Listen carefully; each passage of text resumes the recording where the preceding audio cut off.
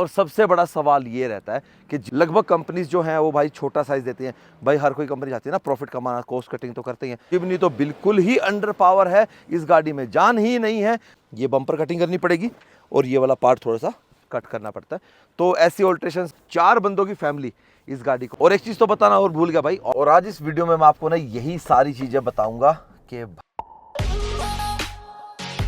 Hello जी, welcome back to चल। कैसे हैं आप सब? उम्मीद करता हूं आप सब बहुत अच्छे होंगे और फुल मजे में लाइफ को एंजॉय कर रहे होंगे। भाई हम एंजॉय करने आए भाई, पहाड़ों में बर्फ देखने के लिए आए थे भाई, स्नो ड्राइव का आनंद लेने के लिए आए थे। लेकिन भाई स्नो तो अपने को मिली नहीं, लेकिन हाँ अपनी जिप्सी ने परफॉर्मेंस बहुत बढ़िया वाली करी है भाई। अरे यार मेरे मुंह से हमेशा जिप्सी ही निकलता है, जिमनी। अपनी जो जिमनी है ना, इसकी परफॉर्मेंस बहुत बढ़िया।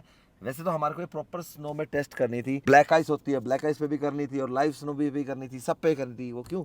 क्योंकि अभी तक हमारी गाड़ी में स्टॉक टायर्स हैं और हमारी गाड़ी कंफर्टेबल कितनी है, लॉन्ग ड्राइव पे आप ले सकते हो या नहीं ले सकते, सारी बातों के जवाब देता हूँ आपको अभी इस वीडियो में। और इस रिव्यू का एक मतलब ये भी है भाई कि ना अपनी गाड़ी जो वो बिल्कुल स्टॉक है भाई। तो ना तो भाई हमने अपनी गाड़ी को लिफ्ट करवा रखा है, कोई टायर चेंज नहीं है, कोई चीज चेंज नहीं कर रखी। अब जिमनी को लेते भाई काफी लोग भाई टायर चेंज सबसे पहले करते हैं। मैं भी करता भाई, मैंने अभी तक किया ही नहीं है भाई टायर इसके अभी तक चेंज। स्टॉक टायर्स में ही मैं इस गाड़ी को चेक कर रहा हूँ। और आज इस वीडियो में मैं आपको ना यही सारी चीजें बताऊंगा कि भाई एक स्टॉक जिमनी कैसा परफॉर्म करती है, क्या उसके अंदर आपको क्या क्या चेंजेस कराने चाहिए। ये जरूरी है कि मतलब ये चीज लेके हमारे को यही करानी है।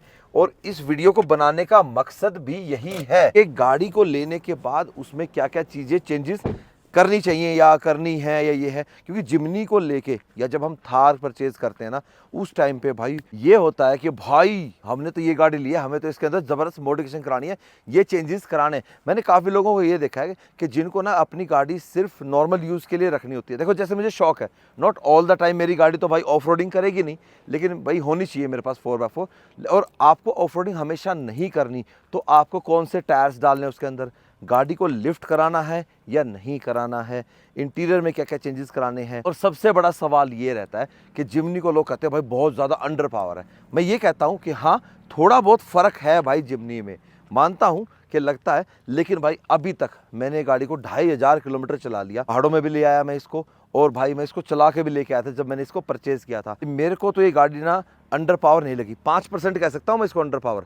100 में से 95% ये गाड़ी ठीक है पावर के मामले में। लेकिन कोई ये कहे कि भाई जिमनी तो बिल्कुल ही अंडर पावर है, इस गाड़ी में जान ही नहीं है, तो भाई ये गलत है। ऐसा बिल्कुल भी नहीं है। फिगर्स पे मत जाओ यार। जैसे मान लो पजेरो आती थी, उसके अंदर 115 bhp आते थे, लेकिन आप एक्चुअल में उसको चला के देखोगे ना तो आपको गाड़ी अंडर पावर नहीं लगेगी। हाँ उसको 50 किलोमीटर चाहिए थोड़ा सा गर्म होने के लिए, फिर उसके बाद मजा देती है गाड़ी। लेकिन जिमनी में इंजन से रिलेटेड मैंने आपको बता ही दिया कि बस 5% थोड़ा सा पावर और बढ़ जाती ना, 10% मान लो यार जाए ज़्यादा, टर्बो वगैरह सब कुछ लगा के या ट्यून व्यून करके तो वो बढ़ा सकते हो आप। लेकिन मेरी नज़र में मुझे रिक्वायरमेंट नहीं है।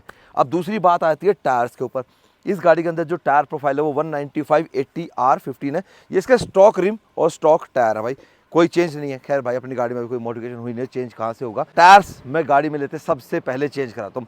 मैं सबको बोलता हूँ, लगभग कंपनीज जो हैं वो भाई छोटा साइज देती हैं। भाई हर कोई कंपनी चाहती है ना प्रॉफिट कमाना, कॉस्ट कटिंग तो करते ही हैं। जिमनी के अंदर भाई चाहे आप अल्फा ले लो चाहे जीटा ले लो, दोनों में यही टायर साइज आता है।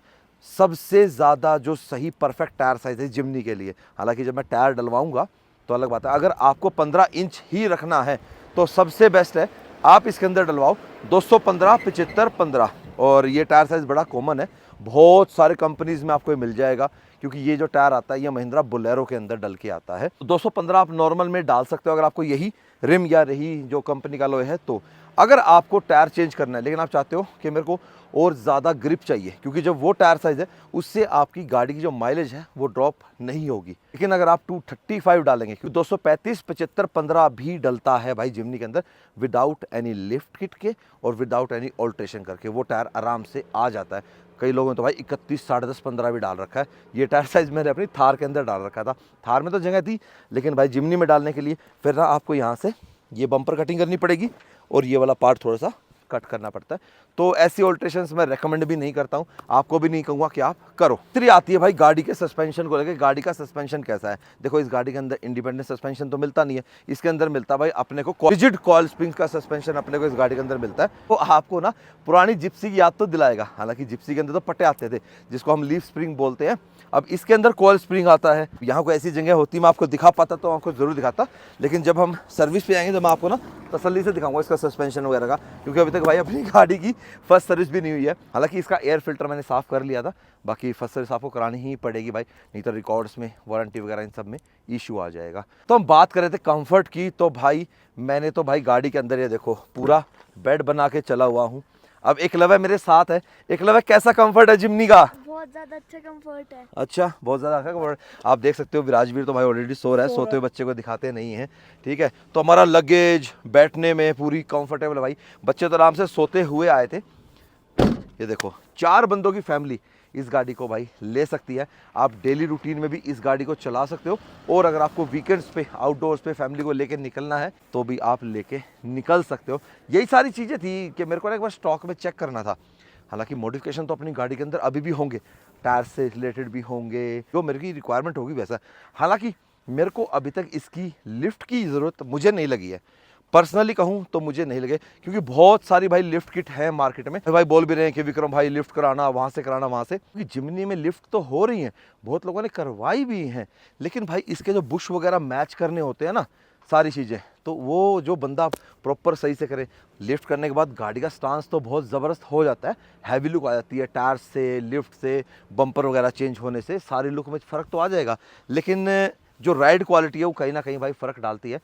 अगर अपनी राइड क्वालिटी पे फ़र्क ना पड़े और अपने को एक अच्छा ग्राउंड क्लियरेंस मिल जाए, हालांकि टायर साइज चेंज से हमारे को ग्राउंड क्लियरेंस कुछ तो बढ़ ही जाएगा, और इतना ग्राउंड के 210 mm यार कम थोड़ी ना होता है। तो बेसिकली तो मेरा ये मकसद था इस वीडियो को बनाने का कि अगर आप जिमनी ले रहे हो और अगर आप अपनी गाड़ी में ज़्यादा छेड़खानी नहीं चाहते, और आपको ये है कि मेरे को ऑल्ट्रेशन करे बगैर, मॉडिफिकेशंस करे बगैर हमारी जिमनी कैसा परफॉर्म करेगी, ये है मेन मकसद बताने का। आपको सिर्फ टायर साइज तो चेंज करना ही करना पड़ेगा, ये तो मस्ट है भाई जिमनी के अंदर, क्योंकि ये अंडर साइज है भाई। हाई स्पीड पे मैं जब इसको गुजरात से लेके आया था, मैंने 150 तक एक बार इसको भगा के देखा था। जाती है गाड़ी नो डाउट, लेकिन कॉर्नरिंग में, ब्रेकिंग में फ़र्क है भाई, आपको फ़र्क मिलेगा, डेफिनेटली मिलेगा। खैर मैं तो भाई सबको पता है विक्रम भाई टायर्स और नंबर्स का ज़्यादा वो रखते हैं, तो बस वही है।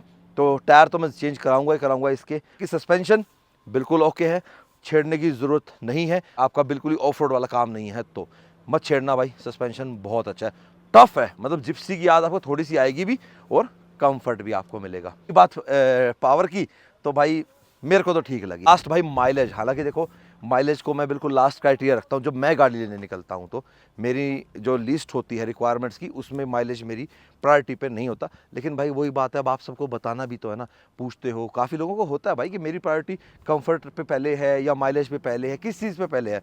तो माइलेज की बात करें तो इस ट्रिप पे भाई इसने हमारे को, जब हम आ रहे थे मनाली पे, तो हाईवे पे ये गाड़ी भाई अगर आप 80-90 तक चलाते हो ना, 80 चलाते हो फिक्स, 80 चलाते हो, 17-18 की माइलेज देती है भाई, बिल्कुल देती है।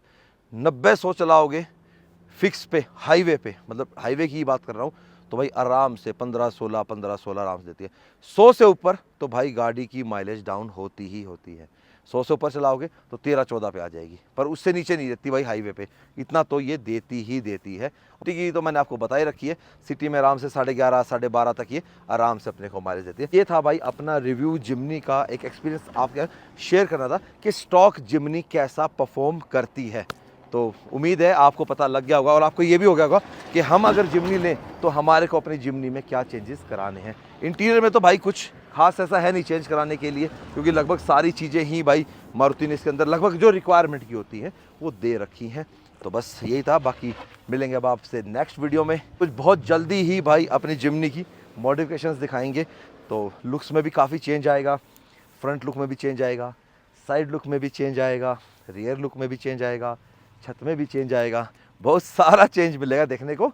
एंड इंजन मॉडिफिकेशन से रिलेटेड अभी चेंज नहीं कराऊंगा।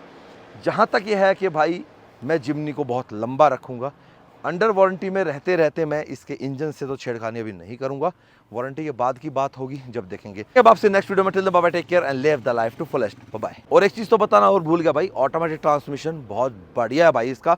जो इसका इंजन है K15B, K15C आ रहा है ना अभी, जो अब लेटेस्ट मारुति गाड़ी आ रही है, लेकिन जो K15B है भाई, ये 4 स्पीड ऑटोमेटिक के साथ बहुत बढ़िया मेट कर रखा है। अब 4 स्पीड है तो भाई गियर रेशियो भी तो उसी हिसाब से देंगे ना भाई साहब। दूसरे गियर में ये 90 क्रॉस कर देती है, तीसरा गियर लगाती है 120 पे जाके, और चौथा गियर लेती है कभी 140 से पार होके जब आप इसको भगाते हो तो। और अगर आप नॉर्मली चला रहे हो, हल्का पंजे से चला रहे हो, तो उसमें कोई दिक्कत नहीं है, तो उसमें ये उस हिसाब से गियर अपने चेंज करती है। अब जैसे ढलान है, ये गाड़ी तो यहाँ से आराम से जा रही है, लेकिन जब आप यहाँ से गाड़ी ऊपर लेके आते हो और मैंने सेम एक्सेलरेट कर रखा है, मान लो तीसरे गियर में चल रही है ये, तो ऑटोमेटिकली इसको लगता है कि लोड है, वहीं से ये अपने आप सेकंड गियर डाउन कर लेती है। तो जौन सा भी इसको गियर डाउन करना है अपना कर लेती है। तो लगभग मोस्टली कार्स में ये होता है भाई। तो वही थी कि एक ये मिथ ये भी रहता है कि भाई जिप्सी ले रहा हूँ तो मैं ऑटोमेटिक क्यों लूँ। मेरे को भी था कि मैनुअल ही लेनी है, लेकिन ऑटोमेटिकली भाई हमने बढ़िया चल रही है भाई, फर्स्ट क्लास। चलो अब चलते हैं ड्राइव पे। ओके टाटा बाय बाय, मिलेंगे अब जिमनी की मॉडिफिकेशंस के साथ।